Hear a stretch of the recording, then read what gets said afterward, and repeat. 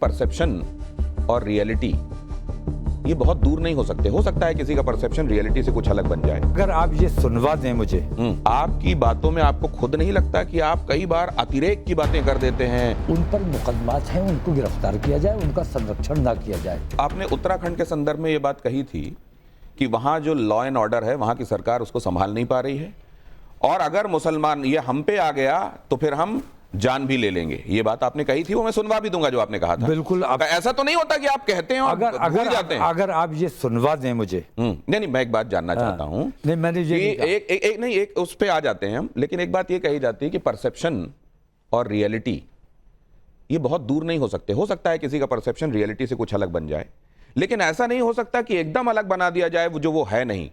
आपकी बातों में आपको खुद नहीं लगता कि आप कई बार अतिरेक की बातें कर देते हैं, ऐसी बातें कर देते हैं जो इंस्टिगेट कर सकती हैं लोगों को? कोई ऐसी बातें बताएं तो मैं उसे क्लैरिफाई करूं। मैं ऐसे क्या बताऊं? अच्छा, मैं उस पर जाऊंगा, मैं आपकी बातें सुनाऊंगा, लेकिन आपकी निगाह में आप एकदम ठीक बोलते हैं, लोगों को जिससे सुकून मिले ऐसी बातें आप कहते हैं।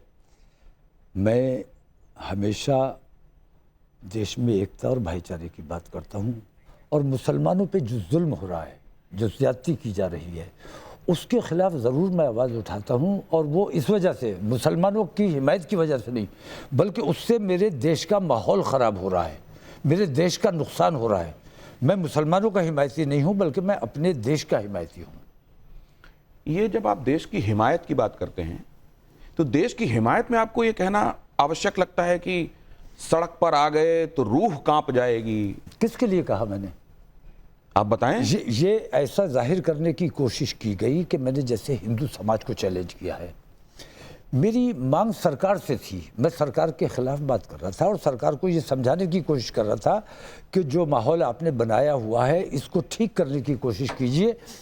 अगर मुसलमानों को सड़कों पे आना पड़ा तो आपकी रूह कांप जाएगी। आपने फिर ये भी कहा कि हम तो पहले तिरंगा लेके आएंगे। अच्छा, परमिशन आपको उसकी भी नहीं मिली? नहीं, तिरंगे की भी नहीं परमिशन। अरे, क्योंकि आप बातें ऐसी कर रहे थे, आपने कहा कि पहले तिरंगा लेके आएंगे और फिर भी ना माने तो फिर हम जब आएंगे तो फिर उसके बाद हम क्या करेंगे वो हमारे हाथ में नहीं होगा। और नौजवानों को लेके आप अक्सर कह देते हैं। नहीं, तो तिरंगा जब लेकर आ रहे थे तब तो हमें देख लेना चाहिए था, हमें समझ लेना चाहिए था।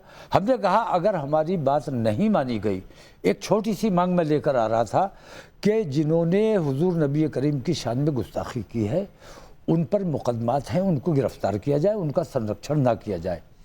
दूसरे ये कि एक ऐसा सख्त कानून बनाया जाए जो किसी भी धर्म के लिए कोई गलत टिप्पणी ना कर सके।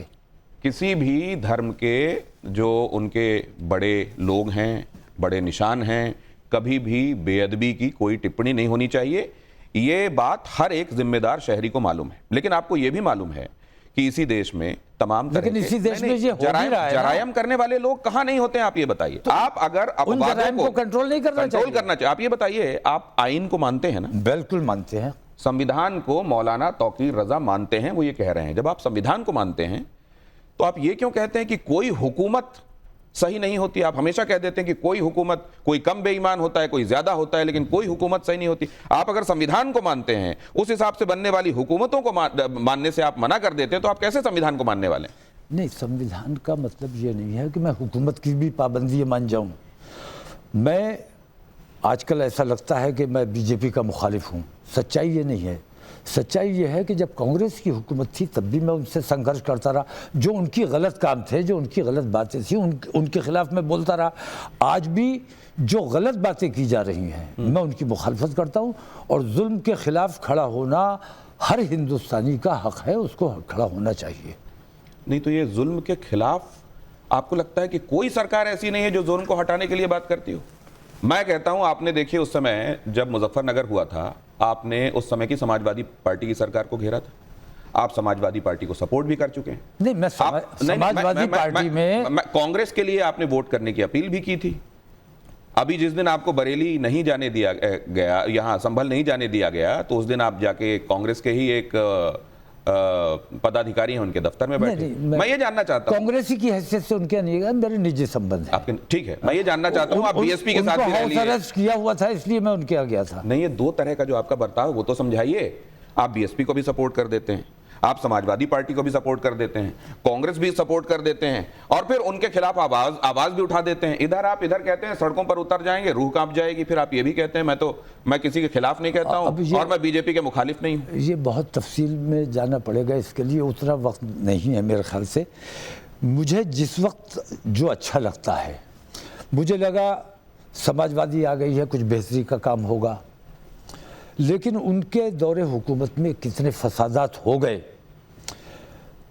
मैं उस वक्त उनकी सरकार में मुझे स्टेटस मंत्री का मिला हुआ था, लेकिन जब मैंने मुजफ्फरनगर देखा, वहाँ के हालात देखे, वहाँ बेवा औरतें जिनके शौहर कत्ल कर दिए गए थे वो कैंपों में अपनी इद्दत गुजार रही थी, बच्चों को दूध नहीं मिल रहा था। ऐसे ख़तरनाक वक्त में सैफई महोत्सव मनाया जा रहा था और वहाँ खुशियाँ मनाई जा रही थी।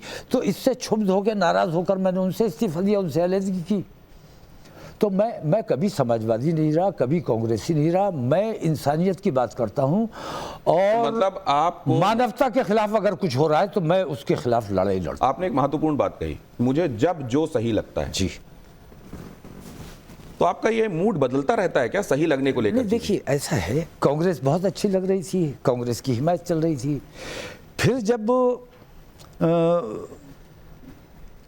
राजा जी आए, हमें लगा राजा जी अच्छी बातें कर रहे हैं, विश्वनाथ प्रताप सिंह बहुत अच्छी बात कर रहे हैं और ये अगर आ जाएंगे तो देश के लिए भला हो जाएगा, अच्छा हो जाएगा। हम उनके साथ खड़े हो गए। उसके बाद जैसे जैसे टाइम बदलता जाता है, राजनीति बदलती जाती है, हम इस कोशिश में रहते हैं कि देश के लिए और देशवासियों के लिए कोई अच्छाई का रास्ता बन जाए। दलितों के साथ जो जुल्म हो रहा है, लेकिन आदिवासियों पर जो जुल्म हो रहा है, मुसलमानों पर जो जुल्म हो रहा है, एक तरफा कार्रवाई हो रही है, इसके खिलाफ हमारा एहतजाज है। आपने ये कहा कि आपको जो जब अच्छा लगता है वैसा आप करते हैं। किसी एक खास वक्त तक आपको कोई एक पार्टी अच्छी लगती रहती है, फिर आपको लगता है कि नहीं अब इससे ये सही काम नहीं कर रही है, तो आप वहां पे आवाज उठाते हैं। लेकिन आपको ये भी लगता है कि आपको कई बार कुछ काम लगे कि ये जो मैं कर रहा हूं वो सही कर रहा हूं और उसके लिए आपको माफी तक मांगनी पड़ गई? नहीं, देखिए ऐसा है, मैं कोई ऐसी, मैं सोच समझ के कहता हूँ जो भी कहता हूँ, और मैं माफ़ी इसलिए नहीं मांगता कि मैं बिल्कुल गलत बात करता ही नहीं। नहीं, मैं दूसरी बात मैं दूसरी बात बता रहा हूँ। कांग्रेस के दौरे हुकूमत में हम उनके साथ भी थे, लेकिन जब उन्होंने आतंकवाद के खिलाफ कार्रवाई नहीं की और मुसलमानों के माथे पर आतंकवादी होने का टैग लगा दिया, बटला हाउस की जांच नहीं कराई, मुझसे वादा किया था बटला हाउस इनकाउंटर की जांच होगी, नहीं कराया। हमें पता चलना चाहिए कि हमारे वो बच्चे वाकई आतंकवादी थे तो हम उन्हें आतंकवादी मान। परसेप्शन और रियलिटी ये बहुत दूर नहीं हो सकते। हो सकता है किसी का परसेप्शन रियलिटी से कुछ अलग बन जाए। अगर आप ये सुनवा दें मुझे, आपकी बातों में आपको खुद नहीं लगता कि आप कई बार अतिरेक की बातें कर देते हैं? उन पर मुकदमात हैं, उनको गिरफ्तार किया जाए, उनका संरक्षण ना किया जाए।